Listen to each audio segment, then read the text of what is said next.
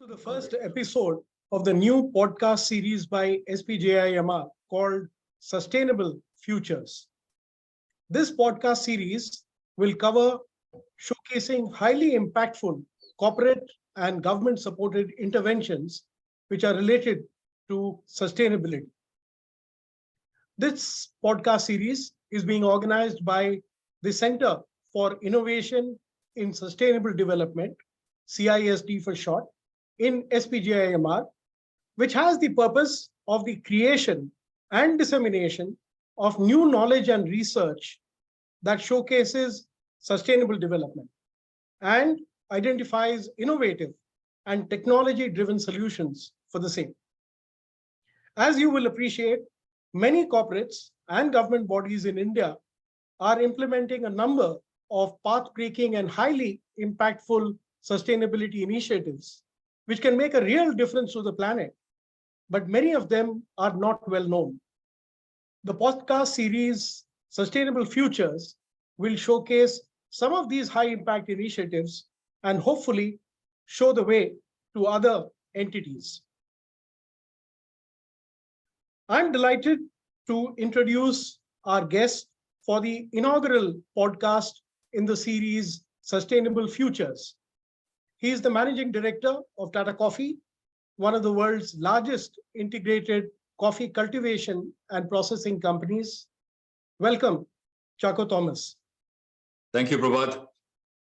Chacko is a career Tata professional in a distinguished career spanning 31 years. He joined Tata Tea in 1992, moved thereafter to KDHP Company, South India's largest plantation company, in 2005, which culminated in his taking over the role of the MD in 2012. He joined Tata Coffee in 2015 and has been the managing director of the company since 2019. He continues to serve on boards of various Indian and international companies. In terms of education, Chacko is a computer science graduate from Jodhpur University and has completed the advanced management program at INSEAD. It's indeed a proud privilege to have him on our inaugural podcast. Chacko, Tata Coffee has recently obtained a third-party verification of what I think is a remarkable achievement in the area of sustainability, of sequestering 10 times the carbon as is generated in the course of the company's operations. Even for a plantation company, this is an outstanding effort at mitigating climate change, and surely it has not happened just by chance. As the MD and the leader of the team at Tata Coffee, could you share the significant efforts which went into the planning and the implementation of this journey, which has led to this proud achievement? Thank you, Prabhat. First of all, a big thanks for having me on your podcast. It's a real privilege and pleasure, and especially on a subject, something like that we are discussing today on sustainability. All the more, my pleasure of being here. You're absolutely right. So first, let me give you some background of Tata Coffee and its plantations. You may be aware that Tata Coffee's plantations are located in the Western Ghats, which is one of the recognized hotspot, biodiversity hotspots. And at the Tata Group and at Tata Coffee, we've actually always believed in preserving and enhancing basically the ecological wealth which has been handed over to us, for so many decades. And this fits in very, very Tata Group's sustainability framework. So with that, Tata Coffee and the fact that coffee in India largely being grown under shade trees, which is unlike most of the coffee plantations that you see world over, right, which are basically a single crop grown as a monocrop per se, just for coffee. While in India, you have large native species of trees and some other shade trees under which coffee is grown. So that's the first very important thing. So at Tata Coffee, what we did was to actually move a step further, which was largely around ensuring that we had a full handle on the entire repository of the wealth, the natural wealth that we have.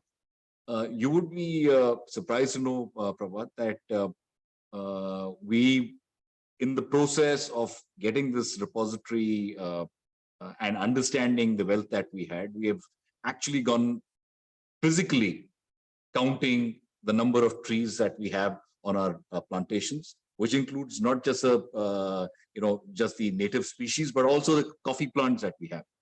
And it was a Herculean task. Believe me, it took many man hours and a considerable amount of expenses that we incurred. And I think it was not in vain. This also ensured, that we were able to quantify exactly the number of trees that we have, or the number of deep coffee bushes that we have. For example, we have close to about 1.4 crore coffee bushes that are on 19 of our estates, spread over this 8,000 hectares that we have. So whether it was tea, whether it was coffee, whether it was the native species of trees, whether it was some of the endemic species, each of them were counted and accounted for, and a repository made. So this is a large process that we did. Not leaving it to that, we also recognize the fact that we do lose trees. You have rainfall, winds that happen, and plantations are prone to the effects of climate change, for example, and the very massive amounts of rains that we get, or high winds that we get. We keep losing trees, which were then replanted in a very systematic manner. So all these put together, we are extremely glad that we went and did a external validation of this wealth that we had. We've done this for so many years. I mean, it's not something that I started or my predecessors started. This is something that the pioneer planters who came, opened up coffee plantations, actually did all this. And to be able to validate that by an external agency, a third-party agency, which actually came back and said that we sequester 10 times the carbon that we actually we use. So the numbers that we got were staggering. We do something like 7 lakh 7 lakh units of carbon that is sequestered. The soil, for example, is close to about 14 lakhs units. So these are the massive scale in which this entire operation, the entire thing that I spoke about, and how we look at sustainability, how we look at trees, and how all this actually comes up. So that's a background. It's a massive exercise, Prabhat. Thank you. I can well imagine the size and scope of what you did. And I'm sure practically the whole organization would have been involved in this exercise, which obviously has led to this dramatic achievement, as it were. Chacko, you've shared with me earlier, and I've also seen for myself in your plantations, that while the carbon sequestration that you just spoke about is one of the big achievements by Tata Coffee. However, I feel that what you have accomplished at achieving water security by using surface water alone for all the requirements of water in the entire coffee growing and manufacturing operations, I think even that is a very significant achievement. I'm sure you agree, and it will be wonderful if you would like to elaborate on the various aspects of design and deployment of this initiative, which has helped you, again, achieve another set of dramatic results. Once again, thank you. I mean, there's a lovely question, and I'm glad that you are actually talking about this, Prabhat, because what we have also seen, and it is a fact, and it is a ugly fact for that matter, that you have climate change that is actually impacting practically every part of human existence. So plantations are no stranger to that impact either. So what we have seen in the last decade, maybe even 2 decades, is the fact that while the quantum of rainfall that you see within a year has varied at best about 3, 4, 5%, than the mean, but most importantly, the quantum of rainfall that falls during very specific periods, or the lack of it during specific periods, have become very, very intense and have been intensified by this how do I put the climate change impact. So to give you an example, because South India, Western Ghats, you would get most of your rainfall coming during the southwest monsoons. Typically, you would see rains in the past starting from end of April, going right into end of August, peaking during July, end of June and July, and but those things have actually totally disappeared. Or for that matter, the northeast monsoons, for example, we had a very clear demarcation that it used to happen in September, October, and that's it. I mean, after that, you had a period of clear weather, and sometimes you used to get sharp showers during the summer. Entire thing has changed. Like, for example, at the moment as we speak, we have rainfalls occurring in December, a phenomenon that you typically do not see otherwise, right? So what we realize that while the impact of rainfall, and I choose my words very, very carefully, the impact of higher rainfall to a great extent during the southwest or the northeast monsoons can be the impact of it, or the fallout of it, can be controlled far better than what actually happens to a period of long drought. Right. Which is what we are actually seeing. Large quantities of rainfall happening during a particular period of time, and then long periods of absolutely no rainfall at all. And that's what I think led us to really look back to see how better we could actually control the lack of the rains during the summer months. And you would ask me, why is it so important for us? It is important because the next year's crop is dependent on the rainfall that actually happens, the showers that actually happen during January, February. So what we have actually done, understanding this, is to create water bodies and store enough of this rainfall that happens during southwest and the northeast monsoons to be gainfully used for irrigation, for artificial irrigation that ensures good production that happens for the following year when we need it during January, February, right? Today we have close to about 285 tanks. Again, we hold about 3.5 days worth of Bangalore drinking water in these tanks, But that's not the important part. The important part is and the commitment that the group and the Tatas actually have towards environment, that not one single liter of water is extracted from the ground. All this is actually water that has been stored from runoff that happens because of the monsoons, etc. So I think that to a great extent has helped us to fight amongst many other things that we have done to ensure that drought does not become such a major issue with the plantations.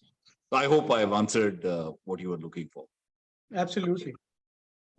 Thank you. And I hope what you just said inspires many more corporates to capture the bounty of the Indian monsoon, howsoever irregular it be, and not use the depleting groundwater to actually support their operations, which is leading to all kinds of issues, as you know. Chacko, many people think that managing plantations means dealing with the wind, the rain, the temperatures, and the seasons, which it is, but I'm sure it does not end there. So, especially in dealing with changes in patterns due to the climate change that you spoke about a little while earlier, I was actually very impressed with how Tata Coffee has embraced digitization. I mean, you alluded to some of that when you talked about every bush and every tree actually being counted.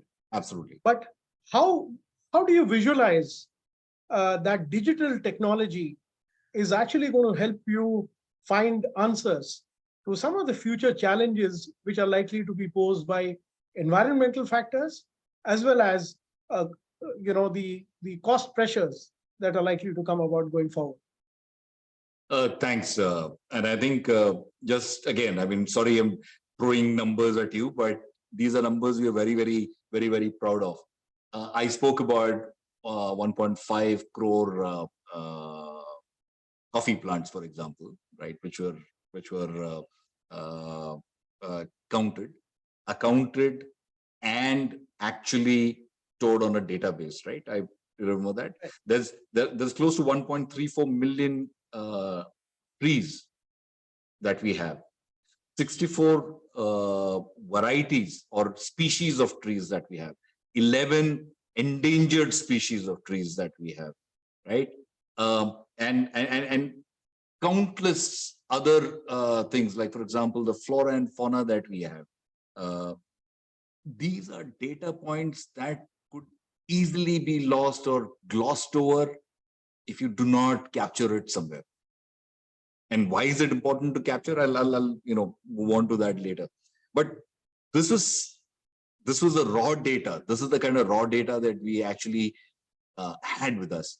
The idea was to see what we could actually do with it going forward. As every other business, plantations is also not immune to digitization, or for that matter, mechanization, or putting technology at work. And in this case, we use this entire data to create a database which ensured that the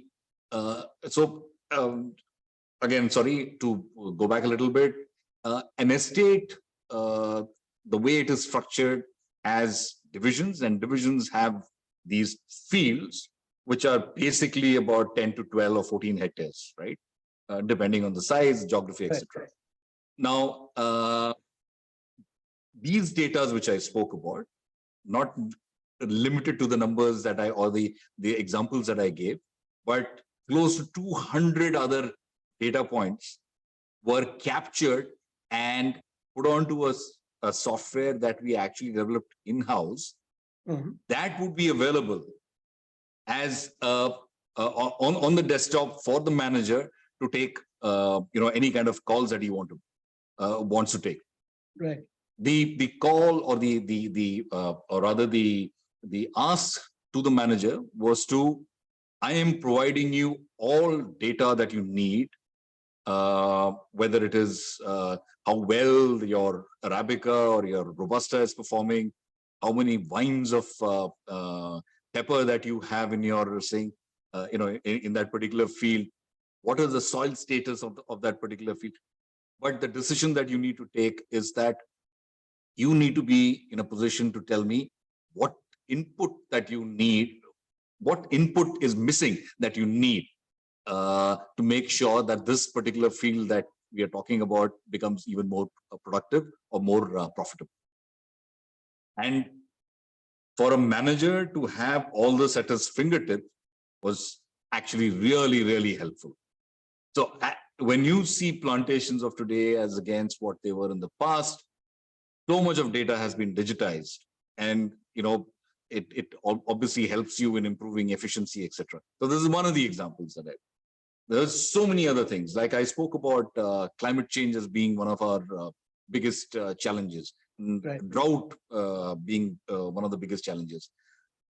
In India, unfortunately, research into coffee has been very tardy. I mean, in the sense that release of fresh varietals of coffee have been far and few in between. The last successful release of a coffee variety was about 25 years back. Right. And so, with every passing year, you need to have varieties that would yield you more and more and more, so that you actually, some way take care of the increases that are which naturally would happen on account of, increases in wages or input costs like fertilizers, etc. Right. How do you produce more from the same unit? Right. So the only way to do it is to have varieties that would yield you better. Correct. Not just better, varieties that would also ensure that they are resistant to drought, resistant to pests and diseases, and they are actually giving you the best quality possible. How do you ensure that if you do not have access to the latest varieties? So what we have done is, again, going back to the vast amount of data in terms of number of trees, number of bushes, number of, all these things that are available with us, we were able to actually come down to identifying very promising bushes, coffee bushes, that had all these qualities that made them possible candidates for, clonal reproduction, right? And so it is a long work.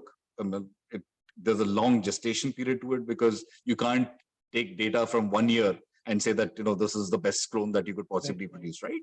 So that work has been on for about 4.5 years now. And we have from the 1.4 crores or 1.5 crores coffee bushes, we've come down to about 3,000. 3,000 has now come down to 300 very promising bushes. Now, these 300 will now necessarily need to come down to about 2 or 3 very, very promising, bushes that can be then clonally reproduced, and then, large scale planting to be done.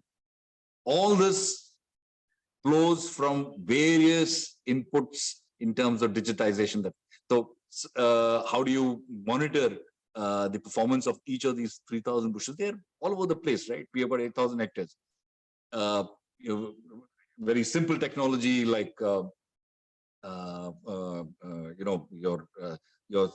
barcoding ensures that all data that needs to be captured around yields, etc., being captured on a correct basis and available to the R&D at the drop of a hat. Or for that matter, ensuring that the next step being blockchain, to ensure these are verified and available 10 years down the line for us to be able to take, another call, for example, of a super variety or whatever it is. These are major improvements that have actually happened over the last 6, 7, 8 years on plantations, especially with Tata Coffee. One last one which I would like to leave you with is around the use of drones, for example. We know that workers are at getting far and more difficult to work and on the estates, etc. So, and also the fact that there are certain works which are a danger to safety. For example, let me, you have pepper, and these pepper vines go up to 35 feet. There are certain operations that you need to do in terms of spraying, for example, and the efficacy of what you would spray at the 10 feet, 12 feet versus what you see at 35 feet would be lesser. How do you make sure that these are protected? So you've used drones, which have ensured proper drenching, right quantities going there, wastage being lesser, costs being actually optimized. So a lot of stuff that is going on. Many other examples I have, but I thought these are few things that are really important for the sustainability of plantations. This is truly a fascinating account of what you're doing. As you know, one of the latest buzzwords for industry is ESG and the growing need to embrace ESG. However, my sense is that there is one aspect of ESG that has taken root in other parts of the world, notably Europe, but is yet to be part of the ESG discussion in India. And this is around the protection or the restoration of biodiversity. My visit to your plantations in Coorg and speaking to the various stakeholders has shown some wonderful work being done by your team on not only managing in a humane manner the human-elephant conflict, but also other efforts on preserving various forms of native flora and fauna. It'll be great to hear from you details on some of the work that has been taken up by Tata Coffee and what are some of the top results that have come out of these initiatives. So Tata Coffee's estates, I mean, quite a few of them are actually located very close to reserve forests, and it is inevitable that you have many wild animals that actually intrude, and I'll also give you some very telling numbers in terms of elephants in particular. But you have elephants, tigers, which move through the plantations, to our plantations, into other plantations in search of food, water, etc. Right? And frankly, you should not be begrudging them, because it was their domain before we actually went in. We humans actually went and planted whatever, coffee or the other, or even constructed houses, etc. So and I think the only point around this is that when I joined Tata Coffee 7-8 years back, I was quite surprised to hear from my colleagues that man-animal conflicts, and in this case human and elephant encounters, we actually had many fatalities, and these fatalities would be as high as 2 or 3 in a year in some of these 7, 8, 9 years back.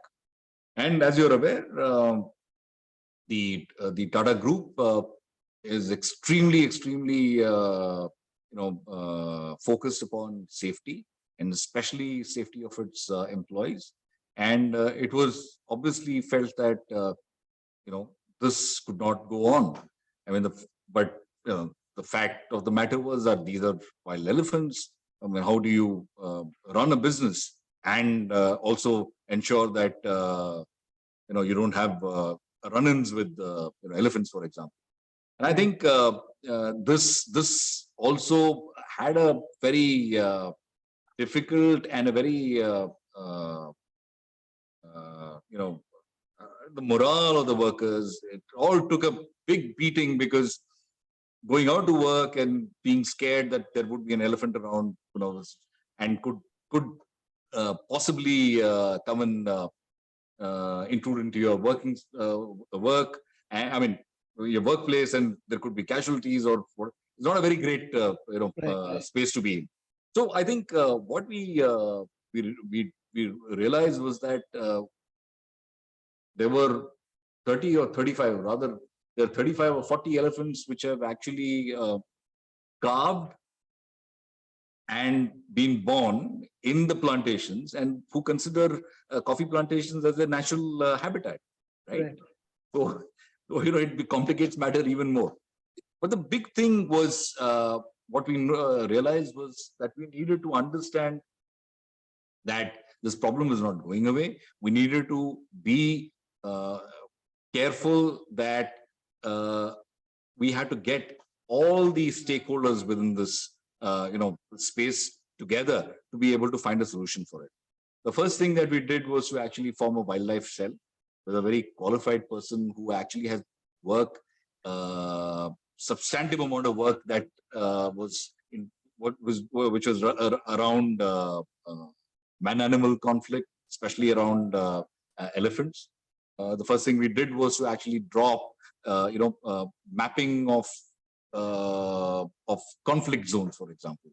These are the areas where we typically find most accidents or maximum number of sightings of elephants that happen. We then recruited,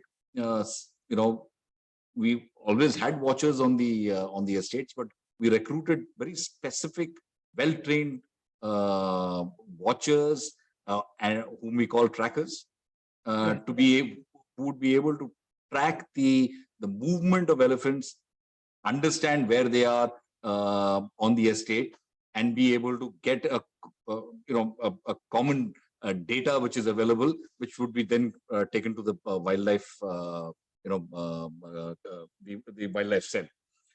We then built observatory towers within the estate. These are machans which are on the rather taller trees, which would give you a good idea of where the elephants would be. Equipped these watchers with walkie-talkies, so they were able to communicate clearly with the staff, tell them where the elephants were. Before work actually commenced, a recce was done on that particular area where these workers were going to go, whether there are elephants in and around that area at all. That involved a tractor being driven all across that particular field, banning any kind of single worker work, where he was unsupervised from. So we had larger number of people working in particular, but most importantly, giving workers very specific training around what one would need to do if they were faced with a situation where there was an elephant, for example, an elephant which is coming towards them. What is the process that needs to be done? Why there would be a whistle that would be blown? Which is the safety point? How do you have all the information coming in? So what also complicates the matter is that we also have a considerable number of migratory workers who actually come in from the Northeast. So this training needed to be done not in Kannada or Tamil, but also in the local dialect of these people, because they're again people who are our employees in any case, right? So we need to protect them. Basically, these were trainings that were taken out, done in such a systematic manner that the people within the or the employees within the organization were convinced that there was a master plan in place to be able to ensure that they could go for work peacefully and confidently. Last and the most important bit was around the fact that the connections and the amount of deliberations that we had with the forest department, for example, they're one of the most important stakeholders in this. Ensured that there were these matriarch elephants which used to walk through the properties were actually radio collared. So you knew exactly where these elephants were. You would have a better sense in terms of understanding that the herd would be with them. So you had bulk SMSs going out to all the workers saying that so many elephants have been sighted in so and so place. So giving them a fairly long and a large amount of information that they would be able to understand that this is the place that they didn't be, right? And finally, of course, there was obviously some large amount of capex that we actually spent in putting up vulnerable areas. In vulnerable areas, we had solar fencing that was put up. These are perfectly safe for human as well as animal things. You do not have any kind of nothing that happens to the animal. It's just that gets gets a small little jolt and it moves away. That's all. So large areas. We have close to about in running kilometers over 800 kilometers of fencing which we have actually put. And basically all this and ensuring that you create water bodies outside the estates for the elephants to actually alternatively go and access where they feel safe also, and the water needs are also met.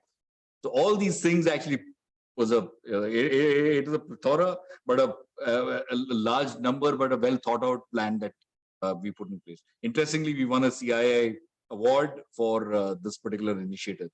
I'm glad to say that I'm touching wood here that we haven't had an incident in the last 4.5, 5 years now, and so this is going to be the next season when we are now picking coffee, where we need to be extremely careful because the largest number of workers would be here at that. So yeah, so that's the long story of man-animal conflict that we have had on plantations. Strange, not something that you would see in a city, but everyone has their own problems, I guess. Sure. So Chacko, first is I want to thank you on behalf of the elephants. And then I want to thank you on behalf of all our viewers and listeners for some of the remarkable work that's been done under your leadership in Tata Coffee, whether it be the sequestration of 10 times the carbon generated by your company's operations, or achieving the water security by using surface water alone, or the use of the digital technology to provide answers to future challenges caused by climate change. And of course, the last bit, which you very eloquently spoke about protecting biodiversity and especially managing the human-elephant conflict. I'm sure what you have spoken about would have provided much food and possibly beverage for thought to those on the podcast. And many of them may be inspired to emulate the work done by Tata Coffee in fostering sustainability in their own businesses. I would also like to thank all our viewers and listeners, and to invite you to join our next podcast soon in the series by SPJIMR on sustainable futures. Goodbye, and I look forward to welcoming you again soon. Thank you, Prabhat. Thank you very much.